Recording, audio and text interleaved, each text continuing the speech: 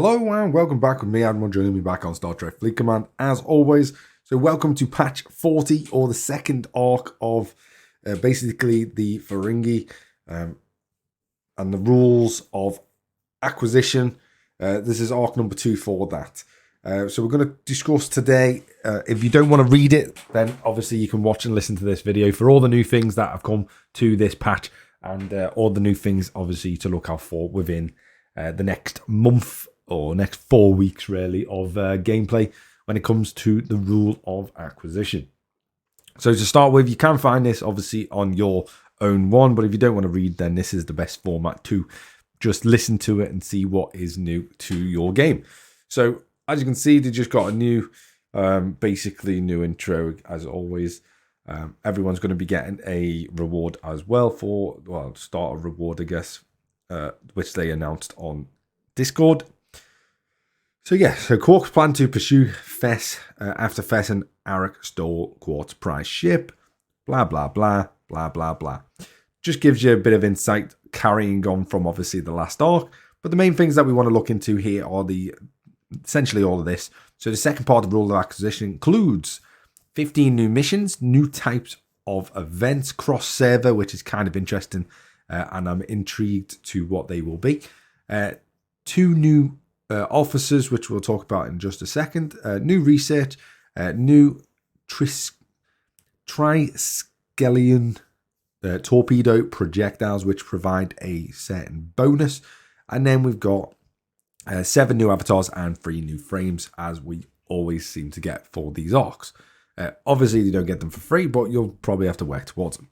So the new missions they're pretty much the same, carrying on from the last arc. So 10 times. New missions include the Rule of Acquisition Ferengi arc. Quark aids you to take down the malicious black market network. So on and so on. And then there's 5 missions introduced you to Onash, a Ferengi arms dealer, who you'll contact by who you have a lucrative contract. So yeah, that should be interesting. There's no signs or anything yet of a black market, so that's kind of an actual black market. I know it says here black market deals, but they're just missions. An actual physical black market, there's no signs of that as of yet, which I would love them to have added that as part of the rule of acquisition, but we're yet to see something like that. So the cross-server leadership events, so new cross-server events allow you to compete against players across a different server in a single simultaneous event where there are more fierce competition.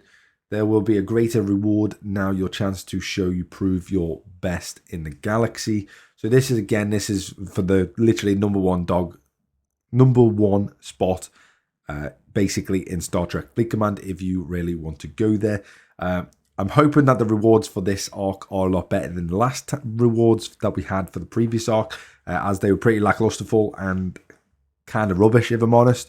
So I'm hoping that we get at least some better rewards overall. And then we've got 2 new officers, as I said before. The first one is an epic officer called Rom.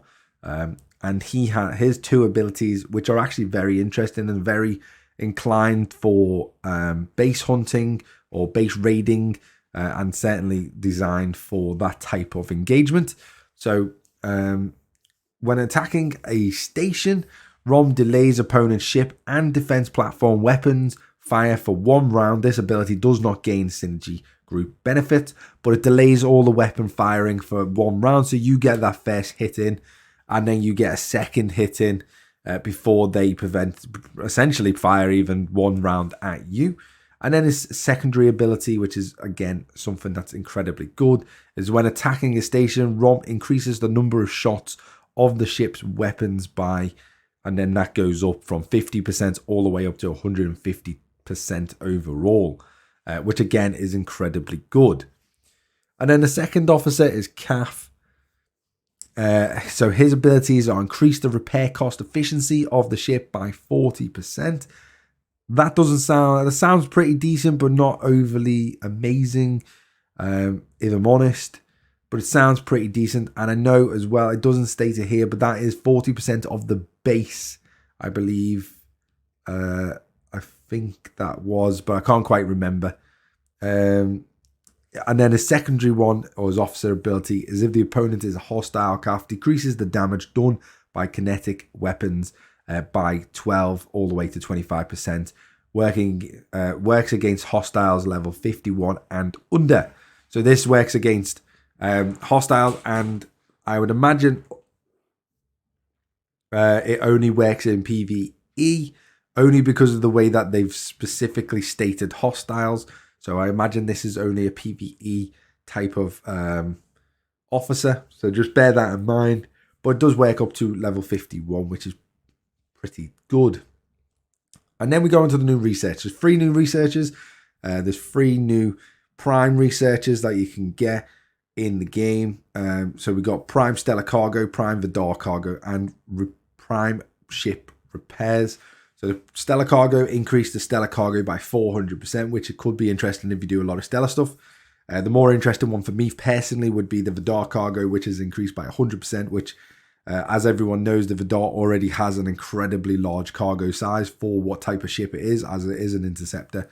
It does have an incredibly big cargo capacity anyway. So by getting that increased to 100%, that could be really good for base raiding and stuff like that, and being able to get in and out. If your miners, say, can't do it for whatever reason, that could be useful with regards to that. And then the last one is Prime Ship Repairs, and this again is an incredibly interesting one as well, because this is 100% to the base cost efficiency for ship repairs. So this is actually affecting the base cost.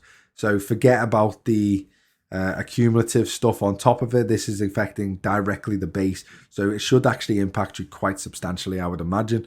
But we'll have to wait and see what the verdict of that one is. And then we've got the epic projectile, which I mentioned before. The Triskelion torpedo. So the Ferengi style with the Triskelion torpedo, a new epic projectile, which will make anyone think twice about laying their hands on your precious cargo. So acquiring the projectile provides a permanent plus 20% protected cargo to all ships, which is obviously incredibly useful to have. And then we got the avatars. We've got Epic Rom, Rare of Ferengi Officer, Uncommon, 2 uncommons there, and then we got another Rare Cross Server, Epic Cross Server, and then Rare Planet Killer Avatar, which could be interesting to see. And then we got different frames, and then we just got the usual improvements and bug fixes. They seem to have fixed quite a lot of things that were going wrong within certain, obviously, different categories of the game, which is always nice to see. I like to see a lot of bug fixes getting actually done. Whether I'm not going to read through them, and I haven't read through them so far, but whether these are actually useful or not, any type of bug fix obviously must have some type of impact in the game. So I welcome any form of bug fixes. If I'm honest, I don't sort of classify what they should and shouldn't do. So I just welcome any that they have done. So yeah, that is the patch so far. The way, let's see if we can find where the research is quickly. So if you go and research, let's have a little look. Do we reckon it's in territory? It could be in territory, might not be. So the question is, where have they hidden the research? So, Galaxy, probably in here, I would imagine. Seems to get everything else thrown into it, so I can't imagine not being in here. So, yeah, so there it is, yeah.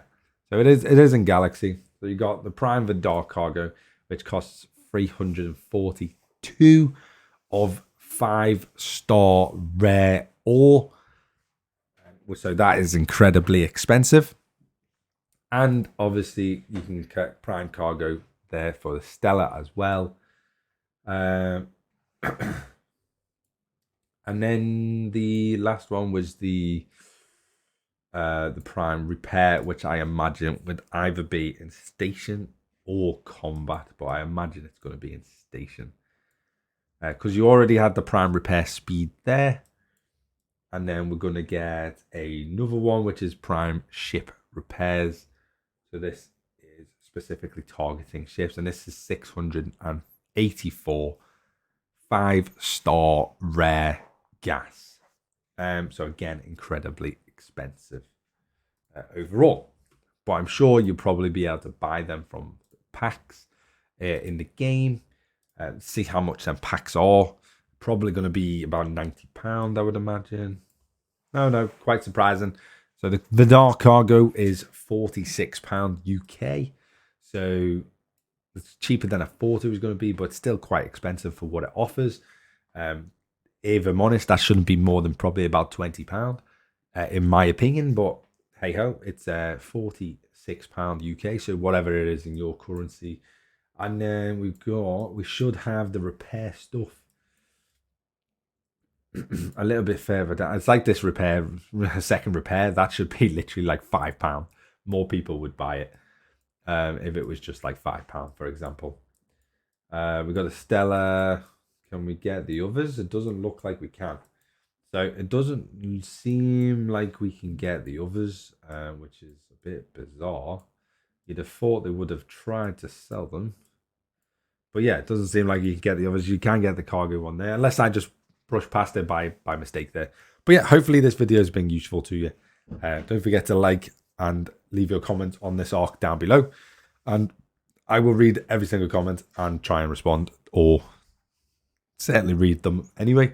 Don't forget to hit that subscribe button, and I'll see you next time. Bye-bye for now.